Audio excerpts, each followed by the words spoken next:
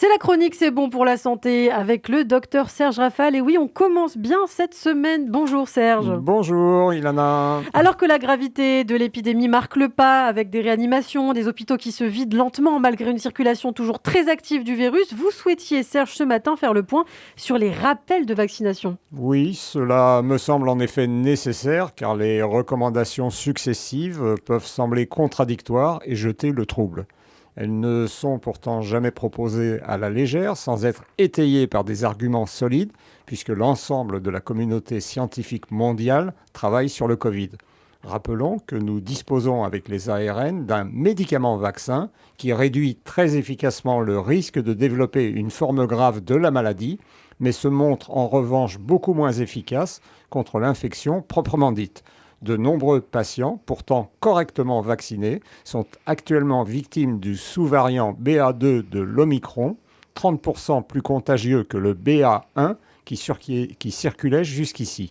Et même s'il n'est pas plus dangereux, sa grande contagiosité pourrait envoyer des patients fragiles à l'hôpital, raison pour laquelle a été proposée une 4e dose ciblée. Voilà, où en est-on justement de cette 4e dose ? La Haute Autorité de Santé a dans un premier temps recommandé et non imposé un second rappel, 3 mois après le premier, aux plus de 80 ans, aux résidents des EHPAD et des unités de soins de longue durée, aux porteurs d'une comorbidité, hypertension artérielle, insuffisance cardiaque, diabète, maladie respiratoire ou rénale chronique, cancer, obésité, immunodépression.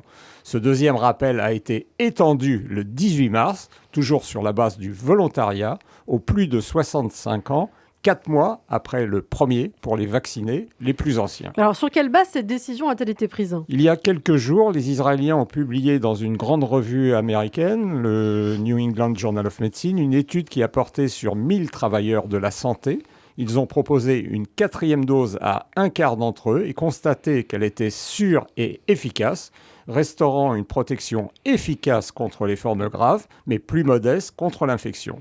Il a donc été décidé qu'un rappel généralisé pour les plus jeunes et les individus en bonne santé n'était pas justifié, même si une étude canadienne qui a porté, elle, sur 9000 personnes, concluait à un petit gain sur l'infection. Alors, qu'en est-il de la vaccination à présent des enfants ? Écoutez, elle constitue la pierre d'achoppement pour les scientifiques et les parents. Elle ne fonctionne d'ailleurs pas bien auprès du public. Le docteur Gérard Kierzek, que j'avais pour invité la semaine dernière dans Réfoy, expliquait qu'il était inutile de vacciner toute la population, dont les enfants, non concernés par le risque quasi nul de cette infection, et qu'ils étaient plus la solution à l'éradication virale que le moteur de l'épidémie.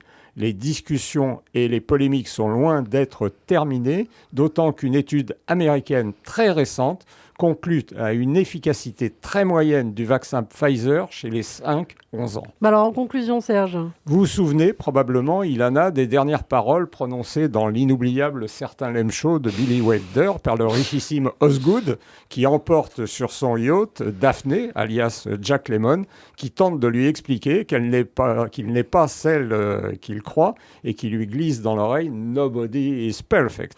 Il en est de même du vaccin qui, certes, n'est pas parfait, mais a quand même permis, en prévenant les formes graves chez les personnes âgées et à risque, d'éviter un drame encore plus important. Nous pouvons certes déplorer que cette protection ne soit pas de longue durée, mais elle a le mérite d'exister et de se montrer très efficiente.